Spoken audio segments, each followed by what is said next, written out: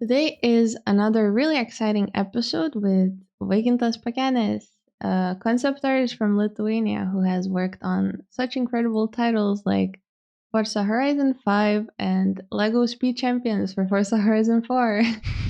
Hello and welcome. You're the second guest here on Art Diner, Hello. and I'm really happy to have you here. Hello. Hi. I think we know each other for years now, right? Yes, it's been a while. Yeah. Yeah, I remember the Lithuanian Facebook art group used to do Google Hangouts to draw together, Yeah. and I'm not even sure which year it was.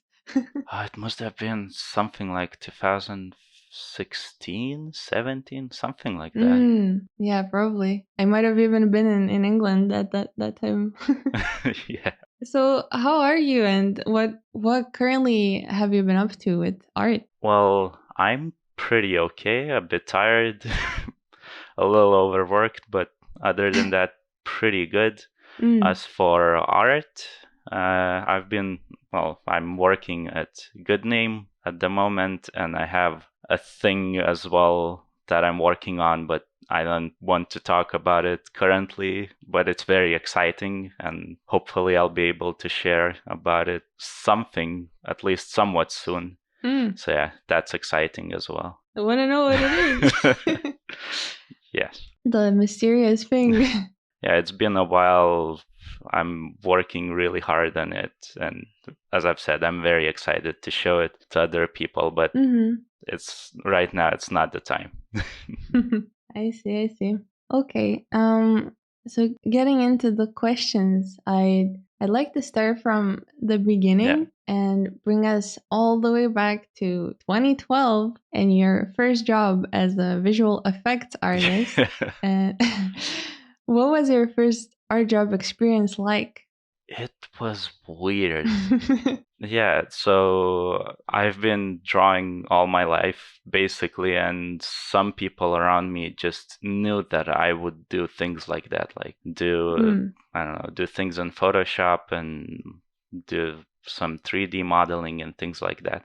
And my sister's friend asked me to do some like Photoshop overpaints of things for like indie movies, and that was that. I essentially just painted over things, like some slight overpainting of shots that needed to be fixed a little bit. So that was essentially that, like the very beginning. I also did some like graphic design. I'm pretty sure you would know, like there are videos you would see on TV or on the internet where you have like these very graphic, cartoony characters just like moving like they were animated and with splines and things like that. So yeah.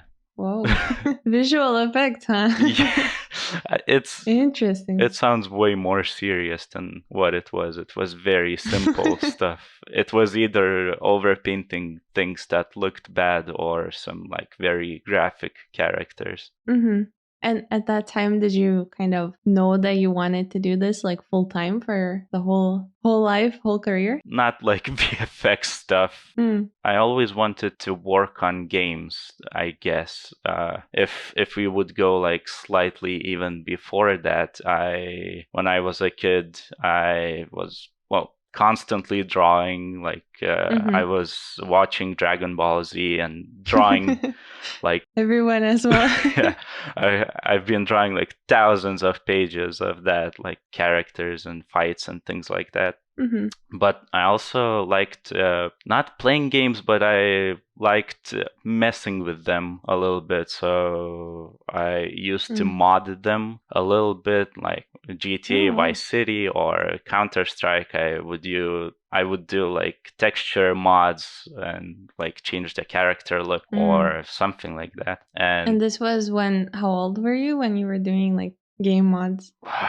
That was like 2004, 2005. So wow. I was like 9, 10. Oh, okay. Damn. Okay. So early on, you were like showing this kind of artistic path for yourself. Yeah. And there was also like an indie game boom as well, where you would see like games, smaller games starting to show up. And I was like, maybe I should try making games instead of modding them. And I started to look for people, and we were trying to make some small, tiny games. And then I found, like, obviously, since I've been drawing all the time, I'm better at drawing instead of like programming. So yeah, that like slowly evolved into me like being more of a game artist. As long as I remember, I wanted to just work on games.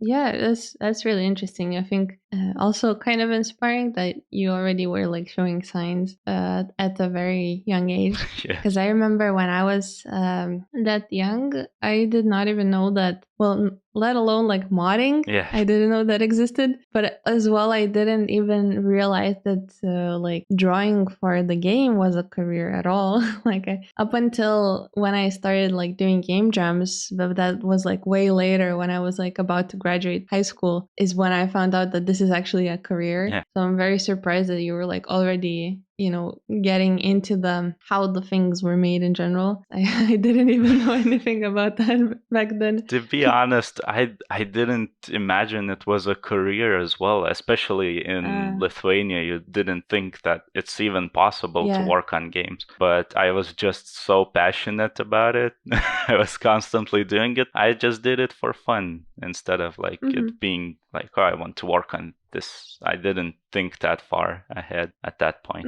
And over the years, you kind of have changed your title a lot. Yes. From visual effects to 3D to 2D art. And now you're a concept artist and a video game developer. Yes. How would you explain this like constant shifting in your career?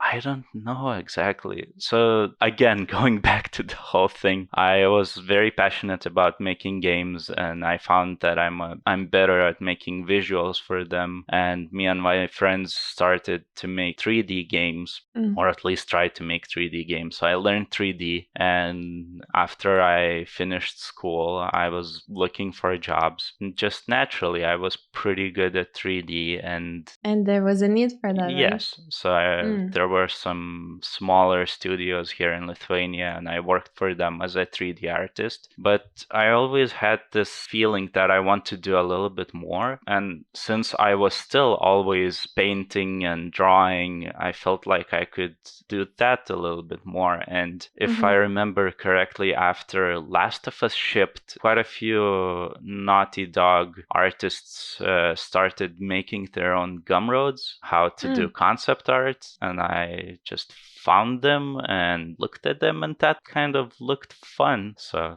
I always saw concept art of games, and that looked really cool. And I always wondered how that was done. And after looking at some gumroads, I was like, yeah, at least I could try doing that. And I just did it more and more. And then I started to think that maybe this could be a career. So I made a portfolio and was noticed, and I got hired. Yeah. Even today, I don't really consider myself, as weird as that sounds, a concept artist. I'm more of just a generalist artist, because I still do plenty of 3D today. Yeah, I think having 3D as a skill is kind of, in the concept world, it's very useful, especially in the stuff that is your style, right? Yes. When it's more like realistic and there's like probably photo bashing and 3D. Very useful. So, well, actually, not the right word probably for this. It's probably not useful, but it's kind of like required. Yes, it's necessary at this point. Yeah.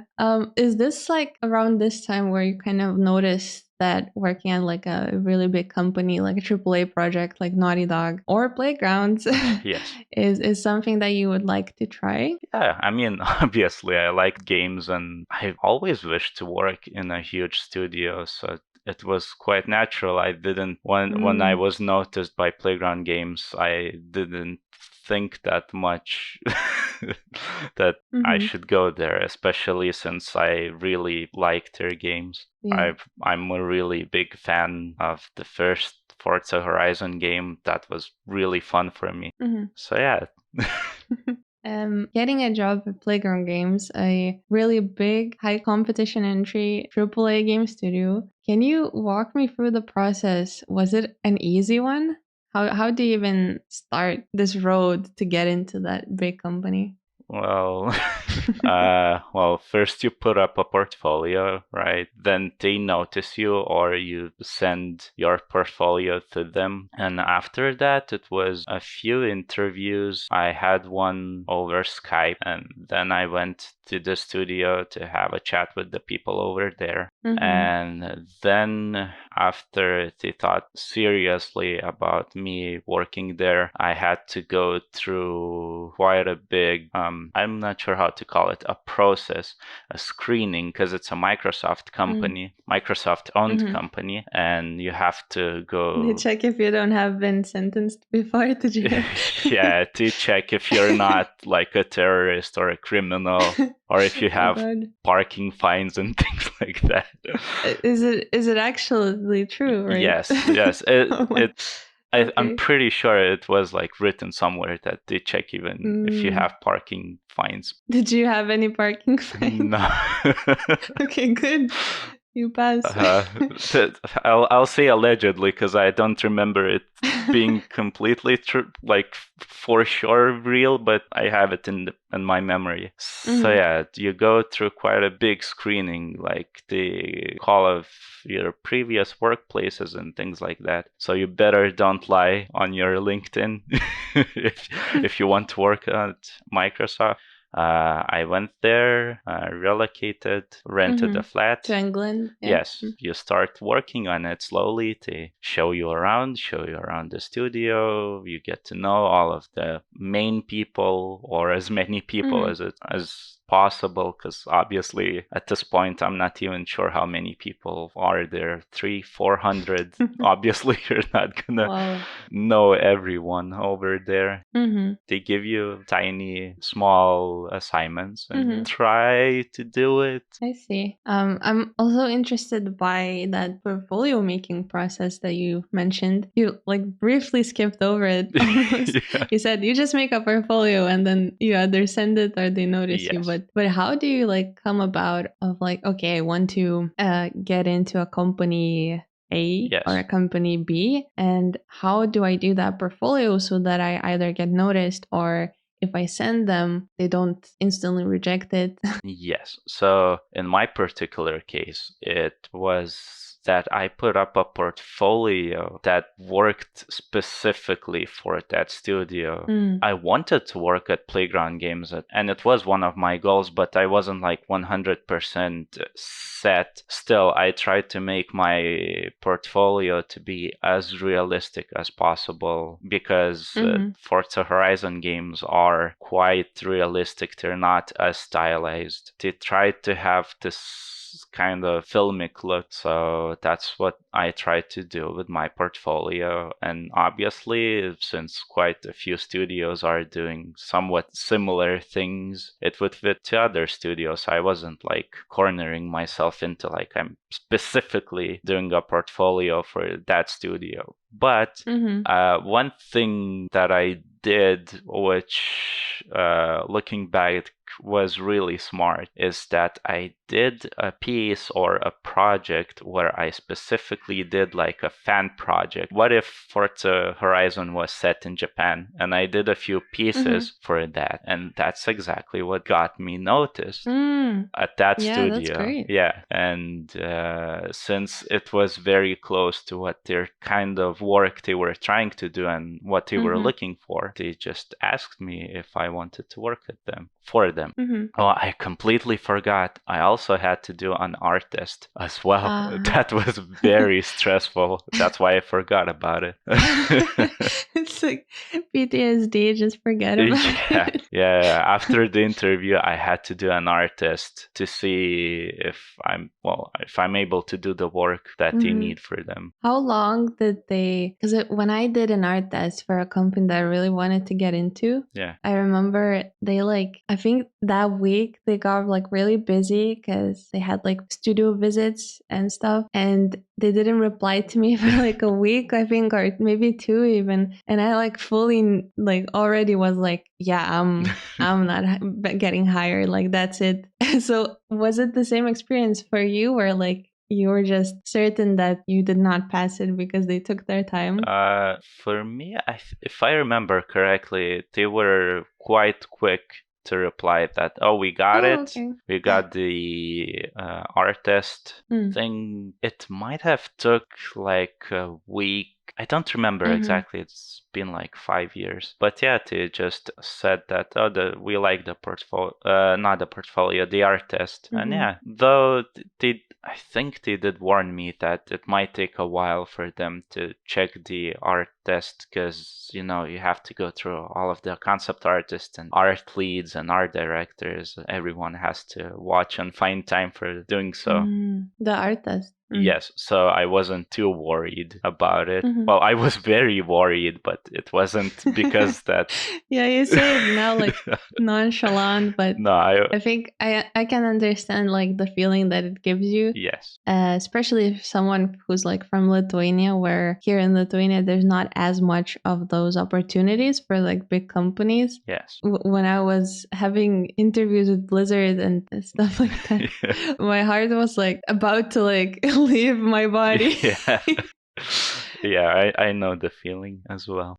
Okay, so you make the portfolio targeted to a range of these companies who kind of do very similar concept art, right? Yes. For those realistic games. You get noticed, you go through the hiring process, and you relocate. Yes. Once you're there, did you like start working on the Lego DLC right off the bat? Yes, that was the very first project that I worked on, and it was quite early in the project as well.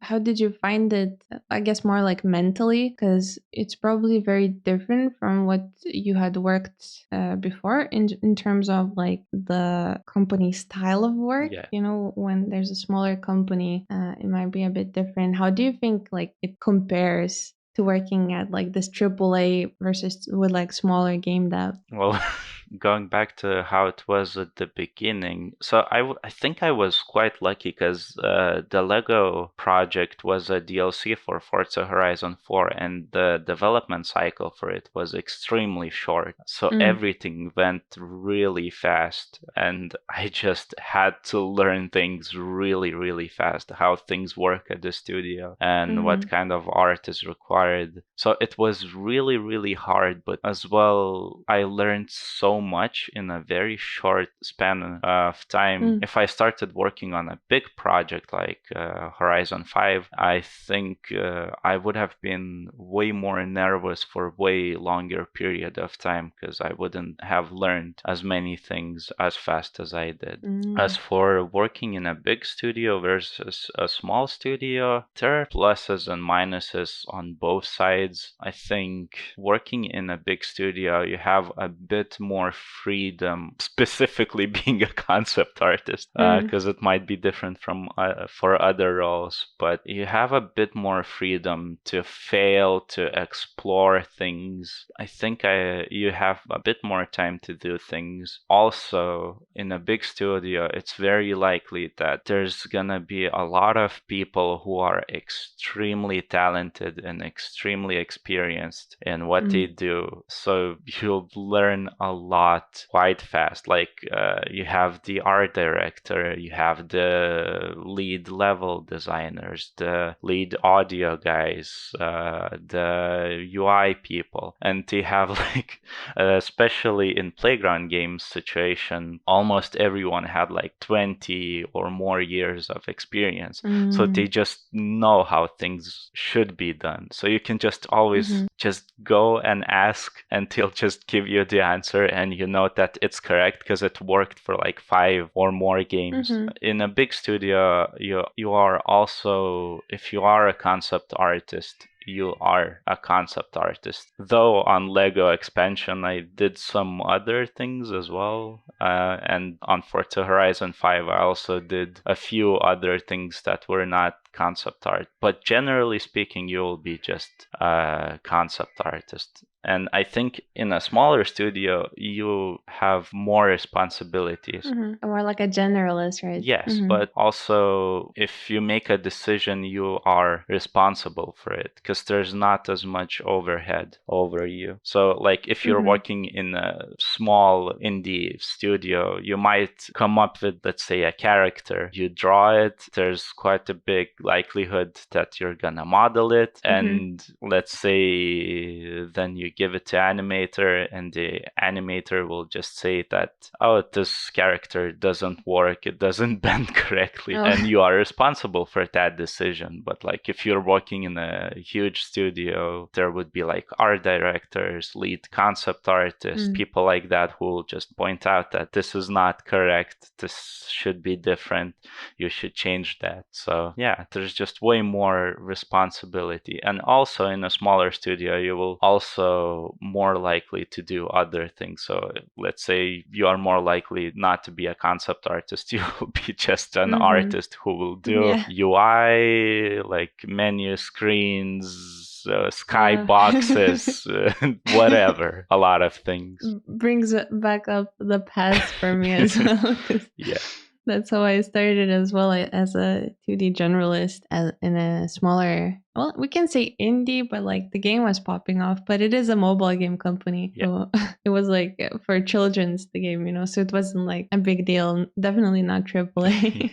But yeah, I did everything. And I think that's what kind of made me want to like look for better work, because I just wanted to draw and not do like animation and UI. UI was the worst one for me. That's why I would recommend for people who want to do the thing, like specifically what you want. Like if you want to do splash screens, if you want to do character concept art, or you want to do specifically environment concepts, or you want to be like, I want to specifically model cars or specifically model weapons, you should probably target a bigger studio, because in a smaller studio you will be responsible for way more, and you are more likely to be a bit more of a generalist. Yeah. Well, on one hand, a job that's your first one is probably a really good thing, because you kind of learn literally everything from the pipeline. But on the other hand, I think staying a bit too long in that position for people who just want to do one specific thing might be very tough on their mental health.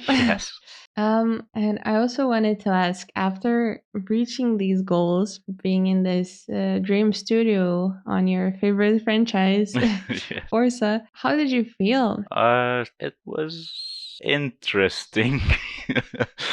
On one side, I was extremely happy and very proud of myself, and it was just very excited to work on a thing that I believed in. But on the other side, yeah, there was a bit of a sense of emptiness that, well, what's next? What's the next goal? And I struggled with it for a bit. Yeah, you didn't have a plan after that, huh? Yeah. That was like the mountain peak that you climbed up, and then you're like, what now? Yes. How did you kind of deal with that feeling? Did you find another goal? Yeah, exactly. I just thought of other things that I wanted to do. As I've said, I'm working on them at the moment. So the secret project. Yes.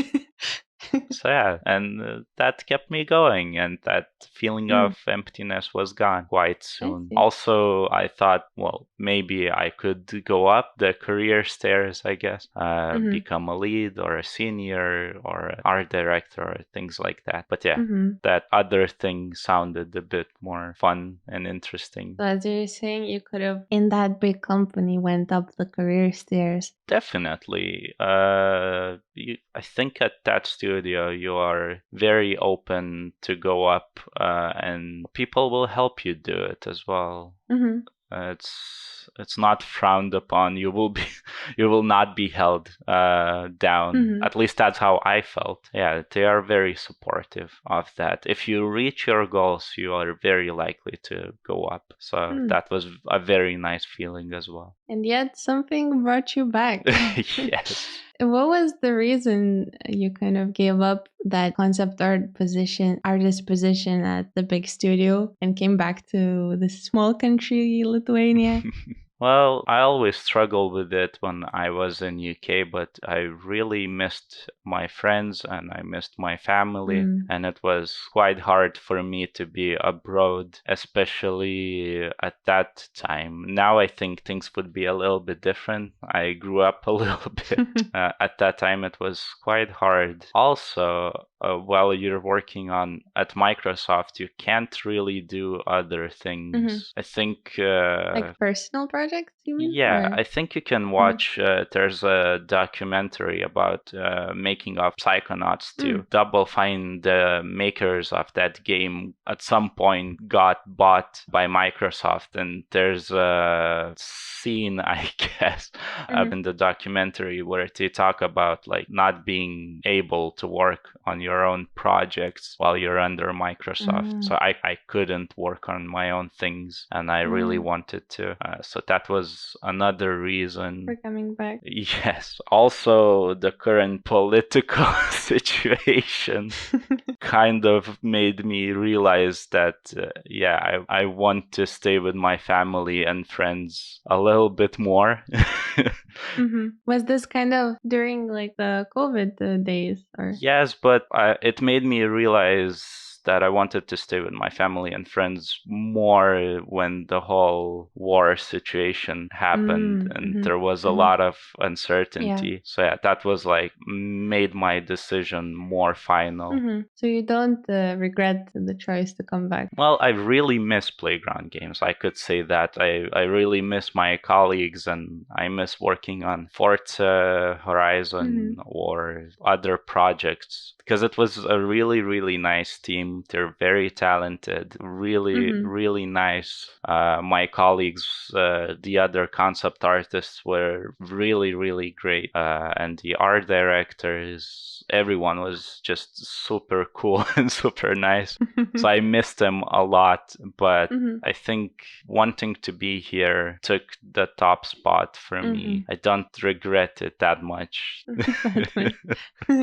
That's the right answer, right? If you ever want to go back to playgrounds. It's not one-sided, I'll say that much, but yeah, I'm feeling pretty good about this decision. I see. Well, it has been such a pleasure of having you here today, and I'm sure people at home listening are at least inspired by your story, and I'm glad you said yes to my invite as well.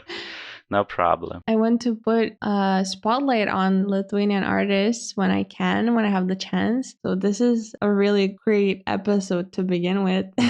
And yeah, all of your social links will be in the description below if people want to view your artwork or follow you somewhere. Yes. Yeah. And thank you again. Thank you for inviting me. It was nice, and hopefully I'll talk to you soon. That wraps up our episode for this week. And guys, if you have any topic suggestions or ideas, please share in the comments below. Drop a like on the video since it helps us reach more listeners. Thank you for sticking out until the end, and I'll talk to you in the next one. Bye.